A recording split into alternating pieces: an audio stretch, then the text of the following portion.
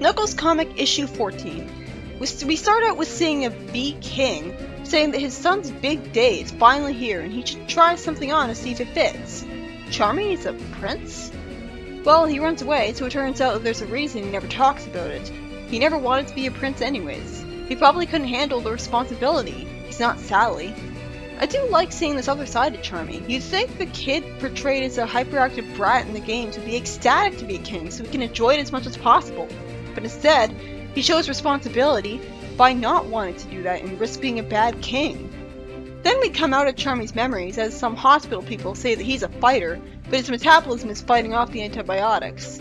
The doctor, with the rest of the chaotics from the hospital, says that he'll have to resort to an immediate, complete transfusion. Julie lampshades a plot hole by saying to the constable, "Wasn't there anyone else affected by the food?" Yeah! Do you think that circus would have been shut down by now?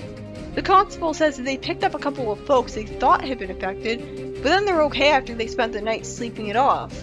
So why were they given way lower dosages, while the completely unthreatening Mellow was killed off? Did they mistake him for Charmy? Were they aiming for the chaotics? Although again, different people get affected by what they ingest differently, so I guess it does make sense that it would only really affect some people. The constable then tells Julie, still not being rudely suspicious of her, which I like, that none of those particular victims could remember eating anything that would produce such effects, despite being tested and showing the poison in their symptoms. As Julie and the constable leave in his police car, Ebony tells Renfield the obvious, that the special sauce on his chili dogs is killing off the market because he's using too much of it. Really? Too much? That's the explanation? What kind of chili dog sauce would be lethal if too much of it was used? Renfield says that he thinks most of his customers are fine aside from one incident, and that his customers want extra sauce.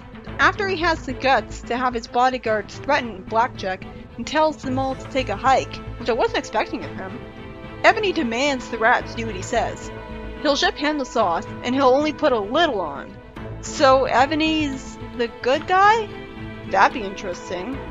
Meanwhile, we go back into Charmy's memories, even though I thought there was nothing left to tell. I do like how they care enough to give him, of all people, a backstory. He keeps flying away despite a girl trying to talk to him, and gets bumped into by someone. Charmy complains, "Nobody asked me if this is what I want. I just expected to go along." Again, it really says something about the quality of the writing that I'm actually feeling sorry for Charmy. That is impressive. The big guy with the goggles relates to him, and Charmy says that he'll go hide out on the floating island, and the comic wastes a few panels lovingly trying to be profound about a place that, granted, is pretty cool, when they could have just immediately cut to Mighty. I like this. I like how they actually explain how Charmy and Mighty met each other. Knuckles Chaotix never did that. It is very, very short, though. Coincidentally, Mighty wakes up in real life just as Charmy's memories got to Mighty. And right after he said he was feeling weak, he immediately shows that he's feeling just fine again by lifting the bed with his super strength.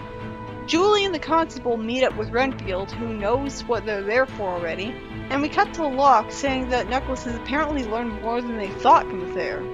I assume because Knuckles arbitrarily did some monologue in recapping what he had learned out loud from the fair, and Locke heard it because of plot convenience.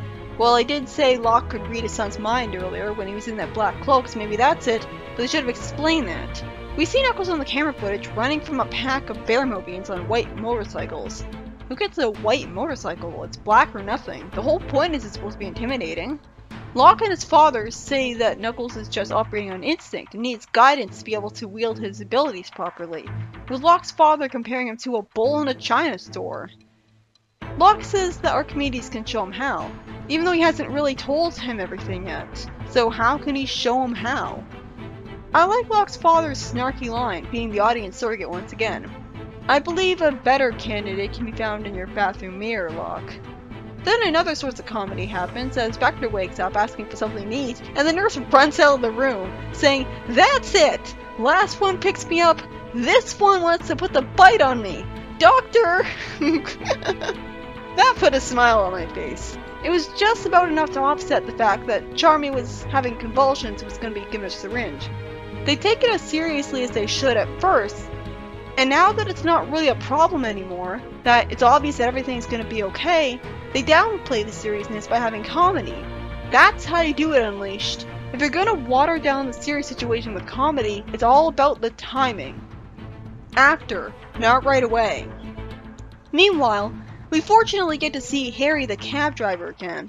And he has a fun, snarky remark to the Dingo General's stupid question about whether he's still taking passengers. Why did he even ask that?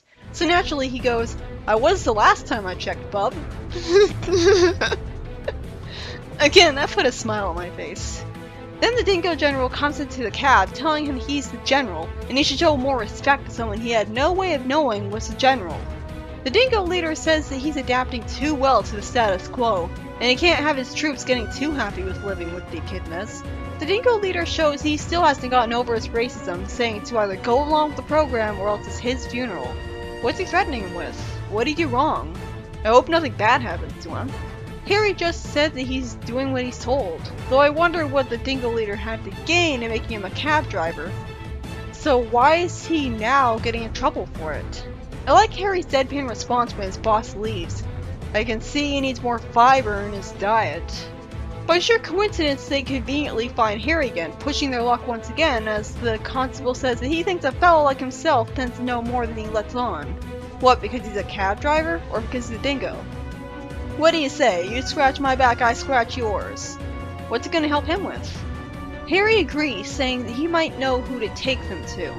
And we cut to Ebony getting a call on his limo about someone wanting to meet him. Oh, that's what. Constable says to Harry that his unpaid parking tickets will be squared away in the morning. That's good. Unfortunately, Julie Sue ends up kidnapped, with Constable saying that the receiver went dead. And the story ends with her getting thrown off a building by Blackjack, as the text blurb at the top of the page says that Julie can get herself out of a tough situation, all for the sake of tragic irony. This issue was written by Ken Penders, and it was certainly a lot better than the last one. There were a lot of charming moments and comedic lines and situations in the story which didn't feel out of place because at this point the chaotics are all waking up, somehow being perfectly fine after being drugged. So while there is that dark element still there, with charming and all, the comedy, which is actually well written unlike the games because it's not intrusive, the comedy is perfectly natural. It's put at a time where everything is obviously going to be fine. Well, except for Julie, but we all know she's going to be fine. They're not going to kill her off. I'm just wondering if she'll get injured or be out of commission for a while. And just after she got some issues where she was doing stuff too. Sadly, we still don't get any real info on what Knuckles has been up to. It's all very vague. Something about running from bears. Why are they even there? And it's confusing, is Ebony a bad guy or not? Because he's trying to stop the poisonings by threatening Renfield to make him useless sauce. But he also is a shady guy who threw Julie off a building. Needless to say, there's still things that aren't resolved yet, and something tells me that this has to do with more than just using too much of a sauce. After all, who puts lemon stuff in chili dogs? But yeah, this was actually pretty good. And I'm really glad Harry was used again as a check of his gun. And that Charmy actually got a backstory. They didn't have to do that.